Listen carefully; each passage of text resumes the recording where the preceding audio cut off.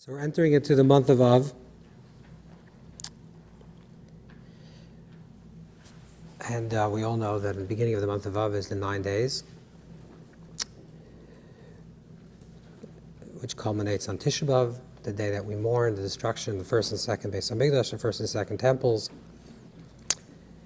And then a few days later, 6 days later, is the 15th day of Av, Chamish Asar B'Av, which the Gemara says, the Talmud says, was the greatest holiday of the year.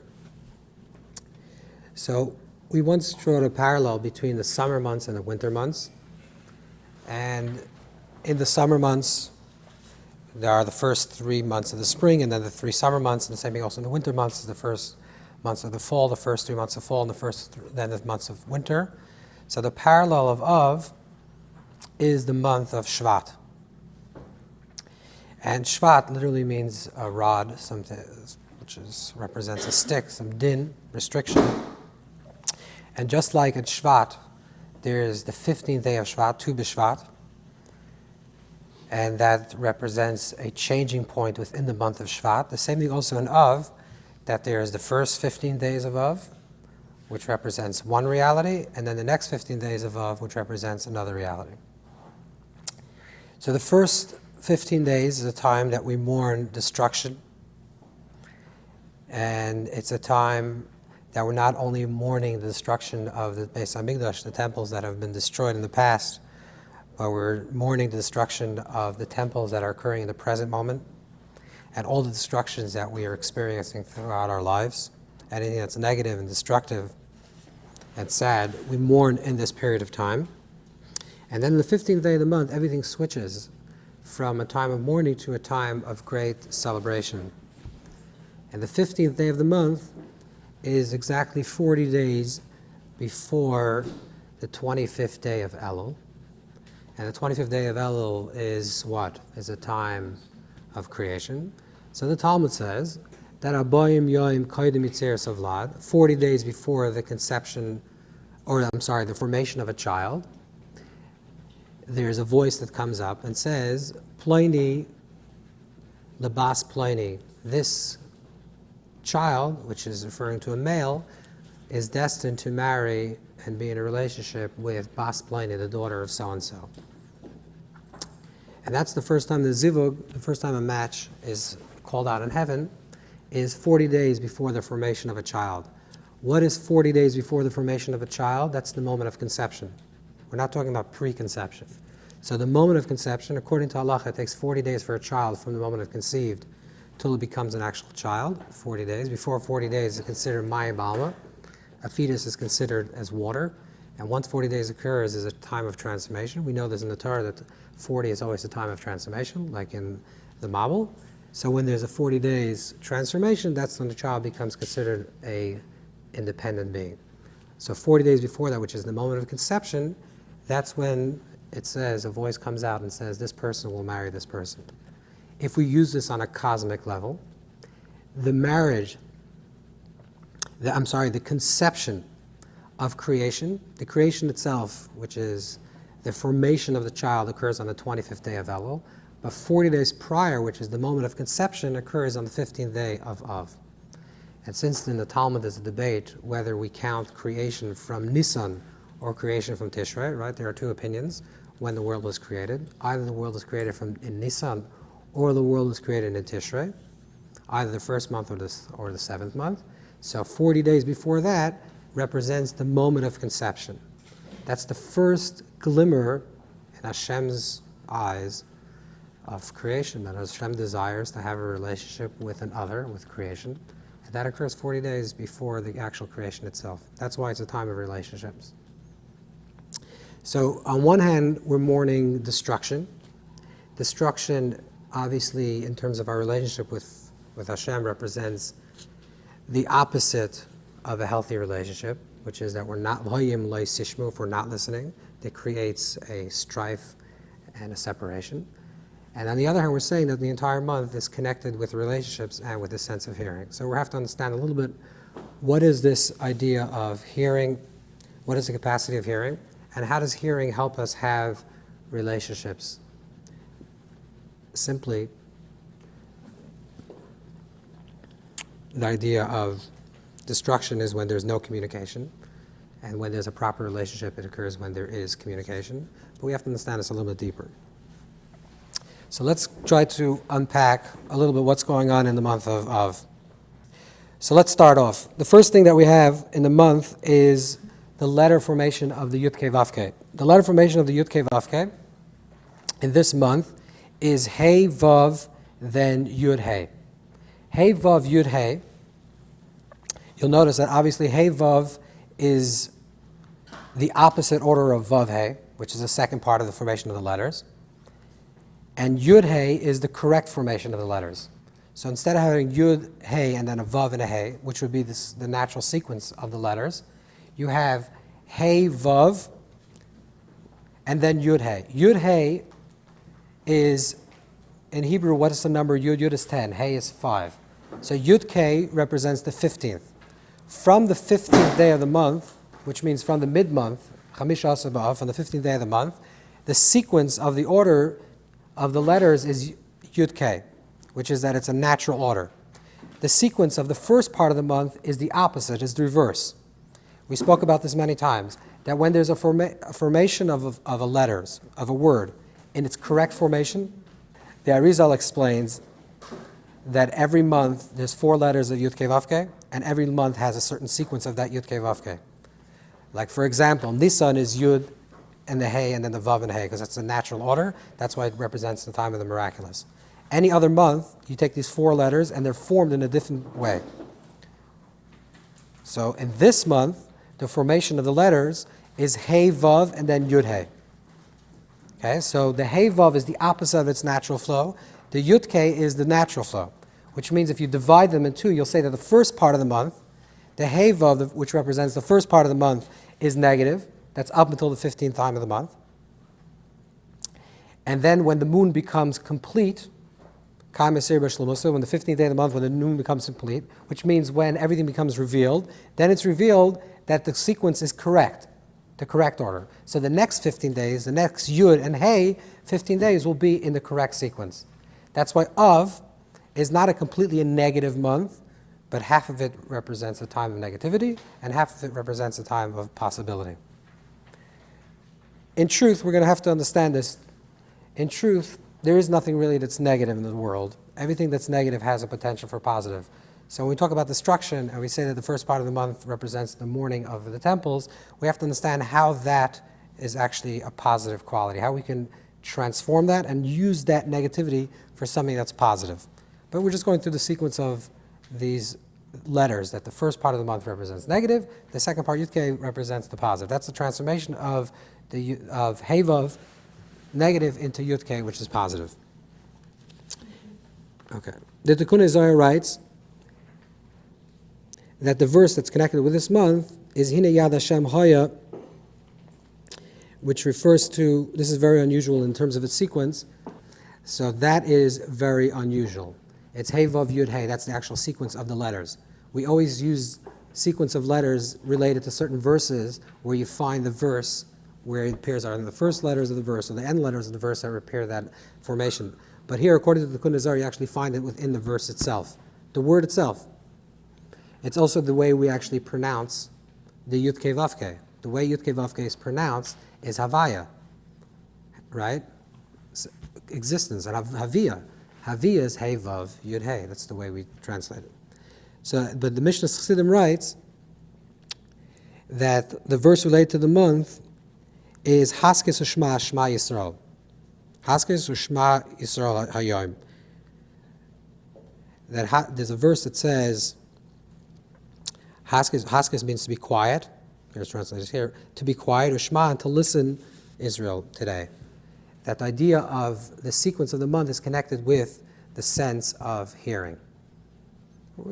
Nothing is really understood yet. We're just trying to go through some of the ideas, then we'll understand what's going on. So we have the, first of all, sequence of the months, and it's related to a verse that's connected with the sense of hearing. The letter, according to Sefer Yetzirah, that connects to this month, is the letter Tes. So in the letter Tes, we have something very interesting. The letter Tes is the least common letter in the Torah. If you look through the Torah, you'll see that the letter tes appears the least of all letters in the Torah. Yet, tes also refers to good, because the first time you find the letter tes in the Torah written as a word is tov. We spoke about this many times, that if you want to know what a letter represents, we have to see where that letter first appears in the Torah as a first letter of a word. So the first time the letter tes appears in the Torah, with regards to a word, is the letter tov. So tes means good. And the Talmud, also the Gemara, says that a person that sees the letter tes in a dream, it's a good sign. According to the Zohar, the shape of the letter tes is directed inwards, referring to goodness that is within. If you take the letter tes, if you look at the graphic design of the letter tes, it's shaped inward, right? It's like pointing into itself. So it represents a goodness that is hidden. It's a hidden goodness. This is similar to a womb, which is also carrying a child, and it's hidden in the mother's womb for 9 months, which is 9, is the letter tes, and then eventually it's revealed. So tes, there's something about the quality of the month of Av, that it has good, has potential for good, and yet, even though it has good, the way we commemorate the month of Av is mourning. For half of the month, we commemorate all the mourning and destructions. So we're talking about a good, but a good that is hidden and eventually become revealed. Like we said, the difference between the moon, the way it exists in the first 15th day of the month, is that before it reaches the 15th day of the month, the moon is concealed and it's not fully revealed. And the 15th day of the month, it becomes revealed what was occurring in the first 15 days. There are 3 ways. Well, generally it's discussed as 2 ways, but we're going to reveal a 3rd way and to understand how this works in terms of hearing. There are 2 ways the way people relate to other people, very general. Let's say, for example, you're sitting on a chair, right? What's your relationship with the chair that you're sitting on? The relationship with you and inanimate objects is functional. Okay, so we'll call it an it. It's an object. Okay, this is one relationship. And this can be also in terms of a relationship with another person. There are certain people that you have in your life that the only function that they have in your life is for a certain utility. Maybe you need their money because they're roommates, or maybe, I don't know, what else do people need each other for company, but you're not really relating to the other person as a real individual person. The reason why you have this relationship with the other person, it's a function, right? Just like you sit in a chair, you have a friend. The friend is basically an it. This is one way we relate. This is obviously, I'm not saying this is a positive thing, but this is the way certain people relate to people as objects.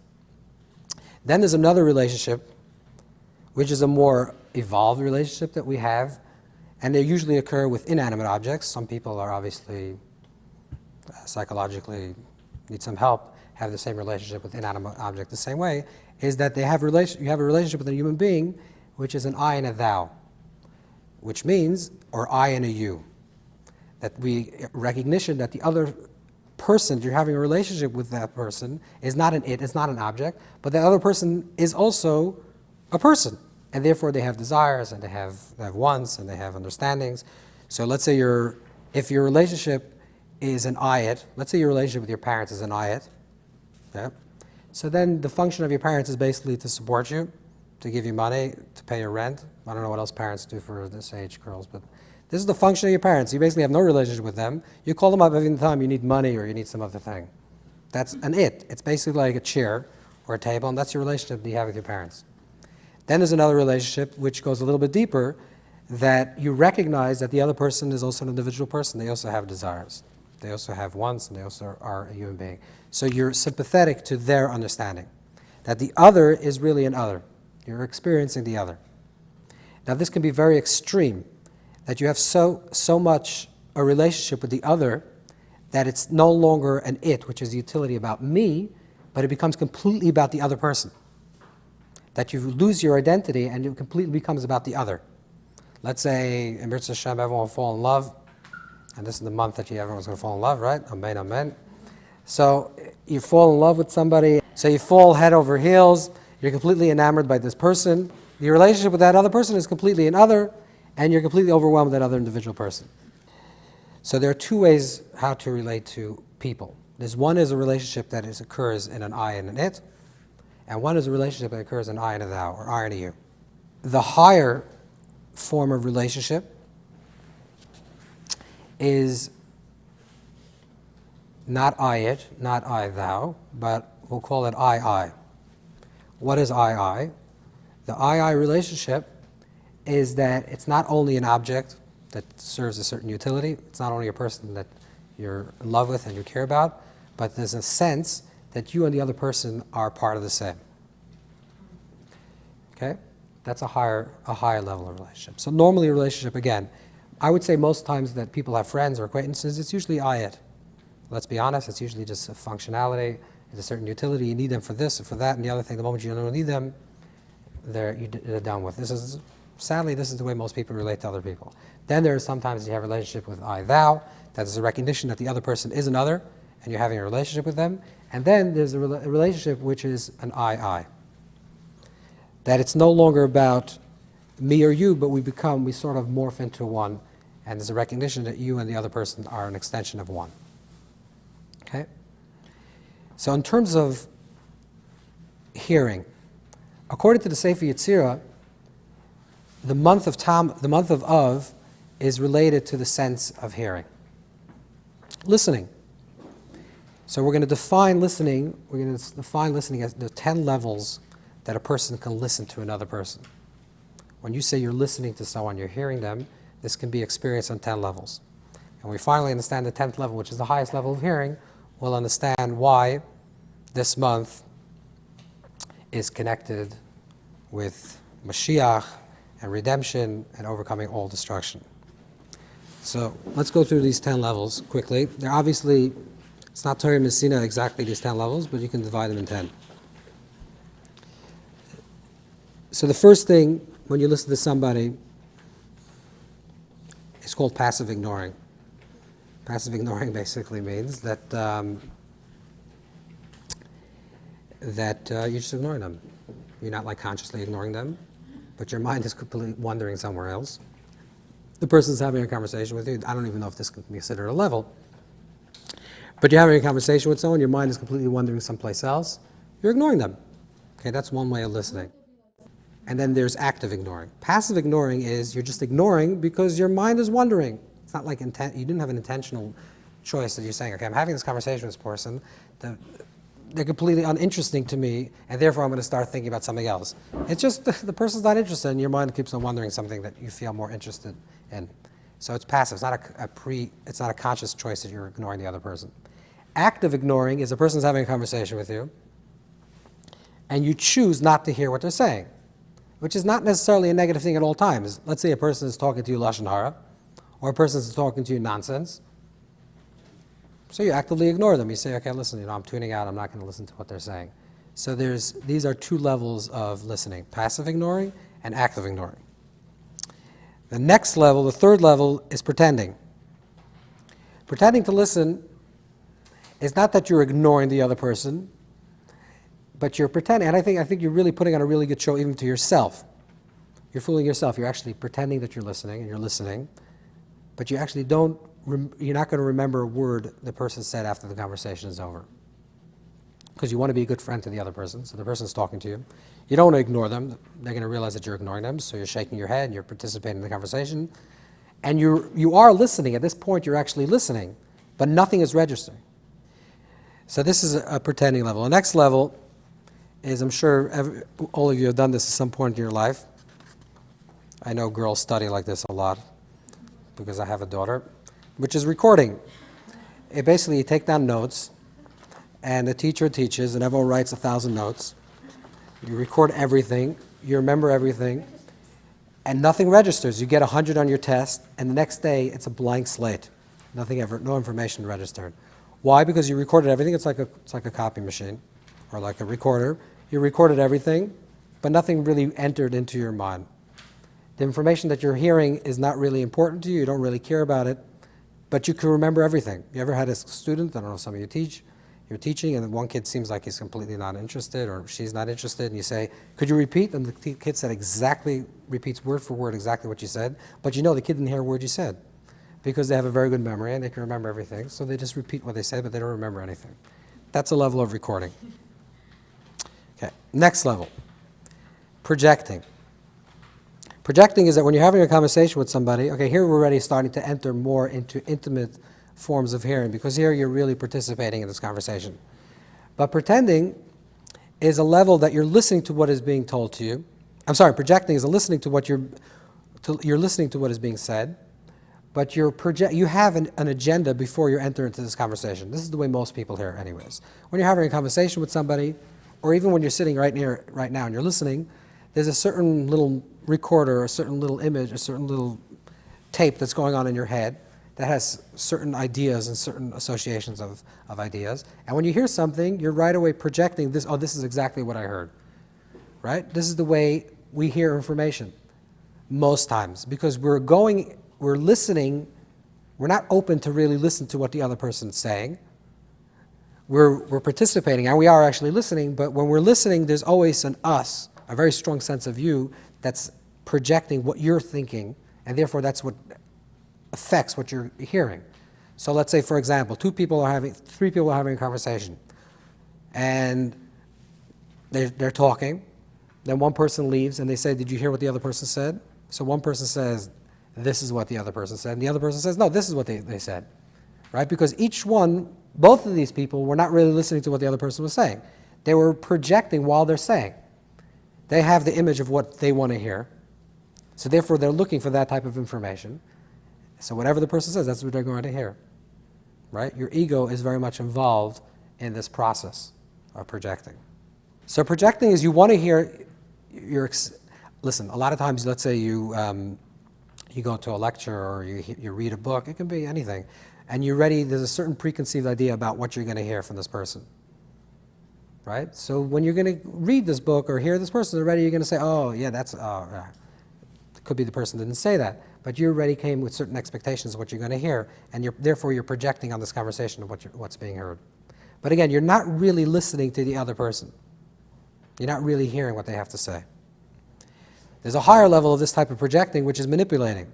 Then not only are you projecting what you want to hear, but you actually end up manipulating the conversation to hear exactly what you want to make that person say exactly what you want to hear. Right? You know what I'm talking about. You're having a conversation with somebody. You have an agenda. And again, it could be a subconscious thing. It's not a conscious thing. But when you're hearing the person say, oh, so this is what you're trying to say. Oh, you're saying this.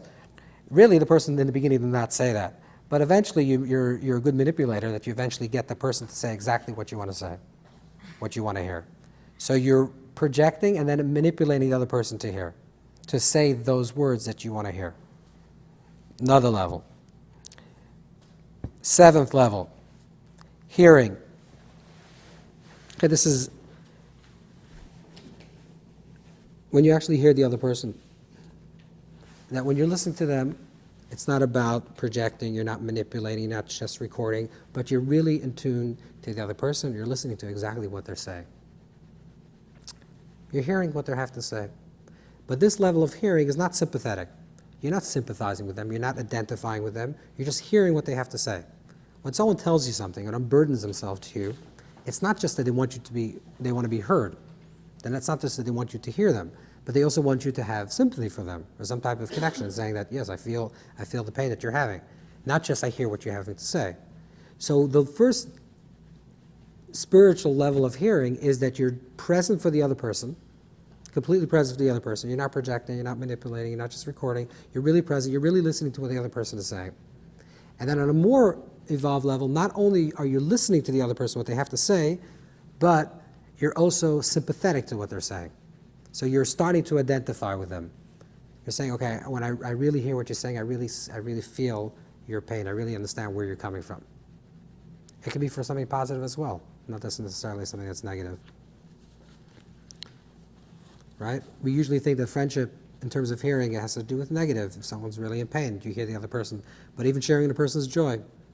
There's a famous story of a Hasidic Rebbe that was once in a bar. Now the question is, what is a Hasidic Rebbe doing in a bar? Okay, that's another question. But the Hasidic Rebbe, Moshe Lev Sasov, or the Rav Shesar, was sitting in a bar, and he heard two Russian peasants talking to each other. One person said, you know, brother, I love you. You're like my brother. I really love you. And he says, you know, truth is, every time you go through something painful, every time you have something that's hard, I feel your pain, I'm completely sympathetic, and I love you like a brother. So the other person told him, it's true that I believe that you really feel my pain, but do you feel also my joy? Could you really feel my joy? And the Rav Shasser said that when he heard that, he understood that's a really definition of true friendship. Because when someone's going through a hard time, I hate to say this, but when someone's going through a hard time and you're there for them, there's some part of you, very, very subconscious, quiet part of you that's really very happy to be there for the friend that's going through something that's harder. Because in a way, you're feeling better about your own life by knowing how miserable the other person's life is. I'm not saying this is a conscious thing you're doing, but you're very sympathetic to them, but on some level you're saying, okay, this guy, I'm very sympathetic to you, but at least I'm not going through your problem. But what happens if another person's going through something very joyful that you don't have that joy in your life?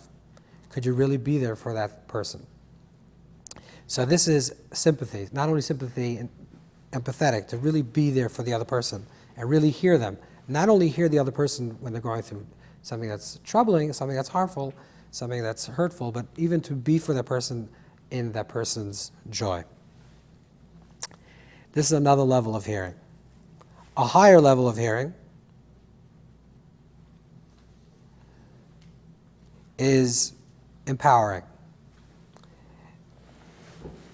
Up until this point, there's still a separation between you and the person that you're listening to. You're hearing the other person. In the first levels, which is just recording and other things like that, there's completely no relationship between you and the other. And these higher levels is a sympathetic relationship between you and the other person, but there's still a strong divide between you and the other. There's you that's listening to this person, and there's a person that's talking. The higher level is empowering, which when you listen to somebody, the mere fact of listening to them empowers them to make choices and to do things in their life that will change the reality that's negative for them. So when you hear somebody, that a person has trouble, you should speak to your friend. The speaking about something, besides unburdening yourself from this pain, and the other person receives that, that's just being sympathetic. If the person truly identifies with you in what you're hearing, you also give them strength to find, and the courage to find the tools that would allow them to overcome their troubles.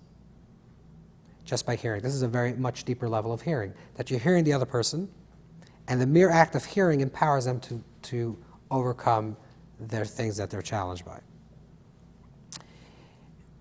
Here, there's already a melding of these two people, between the listener and the speaker.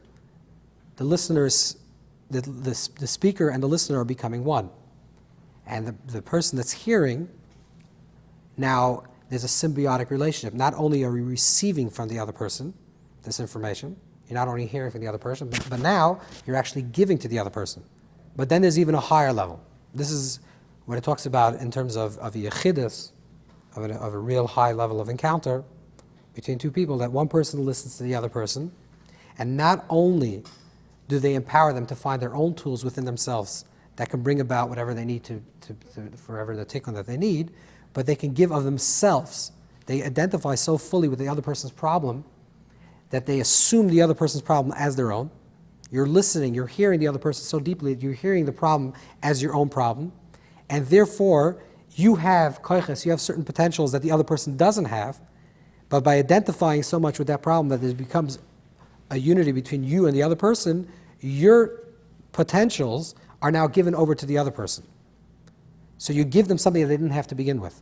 In the ninth level, right, you're sympathizing with them and you're listening to them, and by hearing them, you give them the potential to reveal what they have in their own capacity. On the 10th level, which is the highest level, is not only that you're giving them what they can receive on their own, but you're giving something that they don't have. Because now you and the other person are completely one. And that's the highest level of hearing. And this we can have in any, of course these are very high madrigas, very high levels, but the truth is that in any type of encounter that we have with somebody, we can always choose either we're just pretending, ignoring, or we're sympathetic, or really identifying with the other person. If you really want to help somebody, it's not only do you have to listen and you have to hear, but you have to sympathize, You have to empower, and you have to recognize that we're all one. And that's the level of the I.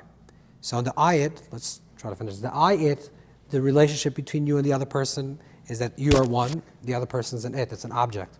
And what's your relationship with the other person? Okay, let's say the person's telling you your problem, his problems or her problems. You're not really interested in them, you tune out, you're ignoring them, you're pretending, you're recording, you're just not really present. Then you have a relationship which is an I-thou, that you really feel the other person's pain, you feel the other person's joy. So when the person listens, you're really present for them. And the helping for them is just by the fact that they unburden themselves. And then the deeper level is, and you feel sympathetic for them, and they feel like they have a sympathetic ear, that they can speak exactly what's troubling them. But then the higher level is that it's no longer an I-it, and it's no longer an I-thou. It's no longer an object, and it's no longer another person. But there's a recognition that we're all part of one. Like Dr. Rebbe writes in Tanya, that really we're all part of one.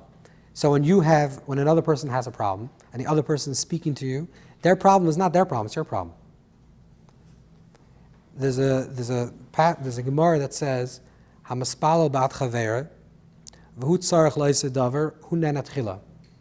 I don't know if you ever heard this teaching that someone says that hamaspalo bat chavera, if you pray for a friend of yours, v'hu tzarich leise davar, and you need the thing the same way, then hu nenat chila, you receive first answer. Let's say, for example, you need a shidduch, your friend needs a shidduch.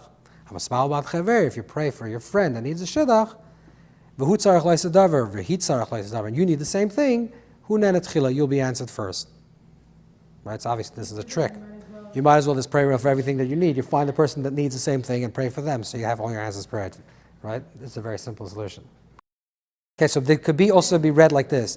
Someone that prays for somebody else. And he needs it, that's the Gemara, he or she needs it for herself. Meaning when you pray for somebody else, for their needs, you also need that. But when you pray for them, it's as if you need it. If there's a lack by your friend, if someone's missing something, it's not only that you're missing it and they're missing it, and now you're praying for them, but their lack is your lack. If something's missing by a friend of yours, then you feel that their needs are your needs. But you need the same. You need the solution to that problem, not for your problem, for their problem. But you feel that it's your need, that their needs are your needs, then hu nenat chila, then of course you're answered. Because that's making a true friend. But it's the highest level of true friendship, because you were saying that the other person's needs are your needs. When the other person's friends are your needs, and when you're listening to somebody, and when you hear the other person speaking, and telling you something, and that listening to the other person is listening to the other them as if it's your problem, then not only do you empower them, but you give something over to them that they don't have. And that's the higher level of relationship. There's a teaching by the Baal Shem Tov. The Baal Shem writes that every letter contains within it Olamas, Neshamas, and Elikus. Olamas is worlds. Neshamas, in other ways, in other versions, its souls are malachim, angels, and Elikus is divinity. Okay, so we're going to map this out. You're familiar with the four universes? Asiya, Yitzira, Bria, and Atzilas. Every experience that we have in life, we can have four perspectives. When we talk about the universes of Asiya, Yitzira, Bria, Atzilus, we're not talking about abstract universes that's somewhere outside of space. We're talking about perspectives. Everything has four perspectives. There's a perspective of Olam Asiya, of the physical. There's a perspective of the Olam Yitzira, a perspective of Olam Bria, and there's a perspective of Olam Atzilus. Let's try to translate this into practical language. Let's remember these four phrases. This is Olam, which is universe, Olamos, which is universes, Malachim, which is angels, and Elikus, which is divinity. Okay? World, worlds, or universe, universes, angels, and divinity. These are four perspectives. Let's try to understand this. Let's say you're walking down the street, This is just an example. This happens at every moment in every type of experience. You're walking down the street and someone shouts something negatively against you. You've never met this person. You're walking down, not here. You're walking down Fifth Avenue in Manhattan. You're walking down the street. Someone passes you by and says you're ugly. Okay, that's it. But with a very serious face. This man is with a suit and tie. Looks very interesting, very put together. For some reason, walk by and says, by the way, you're extremely ugly, and walks further. Okay, you just had a very strange encounter with this person, and the guy just walks off. So you have here now 4 perspectives. Perspective number 1 is Olam. Okay, what is Olam? Universe, singular. The word Olam comes from the word Helam, which is concealment. There's a singular event. This person said you're ugly. That's it, you know. You don't know who the person is, why the person said it, where the person's going. You have no understanding of anything. You just see and heard this person saying you're ugly. If you have a very immature consciousness, you take the words as is, and you feel bad about yourself. Why does someone call me ugly? Maybe I am ugly. You start thinking about this, right? You go into this whole problem. Your experience is this negative, and you don't see anything larger than the event itself. I gave you an example of walking down the street and someone telling you something, but this can happen to anything. You walk out of your house and you trip, and you fall, and you hurt yourself. If you experience just the fall, without anything attached to it, just the event itself, that's a concealment. What would be not in concealment? Let's say if you're walking down the street, we'll give the same example. You're walking down the street, and someone says something harmful to you, and then you say, what a silly person, probably either the guy's psychologically wrong, mentally retarded, or maybe the guy has a very bad day, he probably meant the person behind me, he's talking to himself, right? There's a whole other story. So the person says these words, but the moment you can expand the narrative to expand beyond that story, all of a sudden it's not so painful. Let's say a child sees a 100-year-old person passing away, right? For a child, a 100-year-old person passing away and a 3-year-old person passing away, God forbid, is the same thing. They don't understand the story, just understand the immediate event. Someone passes away, it's a tragedy. For an older person, it says, oh, well, this person lived a full life, and they were 100 years old, and they were this and that and the other, and therefore they end their life, they were very happy to move on to the next life. So the moment you expand a narrative from the immediate to have olamais, universes, meaning an interconnectedness between other things, then it's less painful. You walk out of your house and you slip and you trip, and then you say, oh, because I didn't clean the ice yesterday, and there was ice on the floor, and the reason why I didn't clean the ice yesterday because I was doing something that was very important to me. Okay, so that's the fault. That's, it's my fault. Next time I'll clean the ice, and next time I won't trip. But if you've tripped and you don't understand why you tripped, let's say a child that trips doesn't understand why, it's much more painful than an adult that understands the backstory. So the difference between a negative experience and a little less negative experience is how much that story expands. If it's olam, if it's asiya, then it's immediate. If an experience is immediate, you see the vessel. You see just what's presented to you. And if it's harmful or hurtful, that's it. You don't understand why. Right? It's just pain.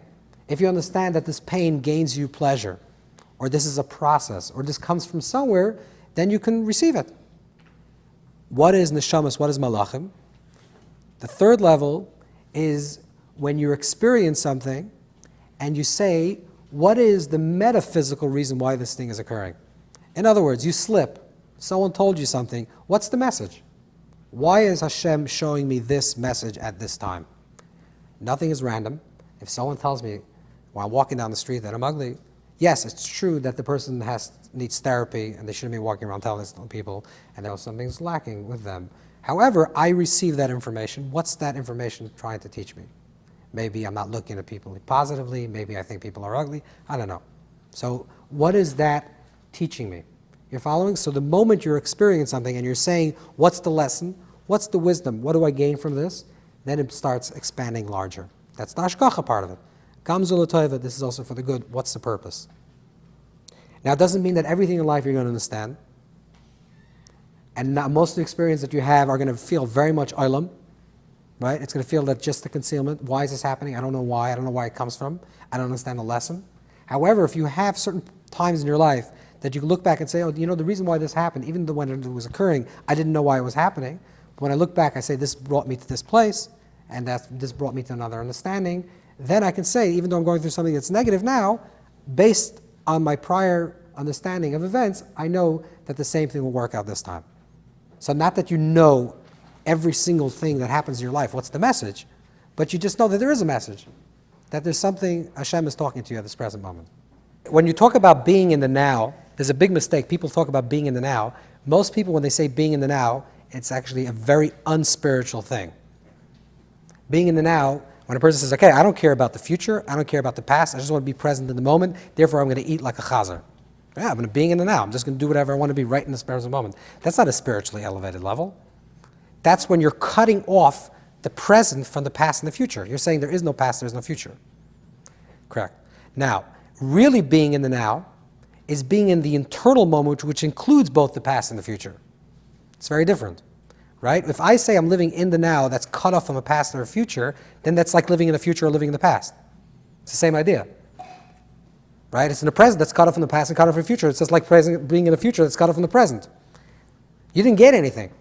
You just substituted being in the future, which most people are in the future, right? Or many people are in the past. This is the way people live. That you live in your past, who you were and how you were, and you live in that place of the past. Or people just imagine themselves in the future, and very few people are present. So it comes along this new era, and everyone's saying, okay, you have to live in the present moment. But people are just substituting, instead of being in the past or in the future, they're doing the same thing with the present. They're saying the present has nothing to do with the past or the future. So I can just be a chazer and just eat whatever I want and do whatever I want because I'm in the present. That's not the present. That's the present the way it's just like a past or a future. It's another dimension of time. But if you say that the true dimension of the eternal present is the eternal present that includes past and future, right? It includes everything.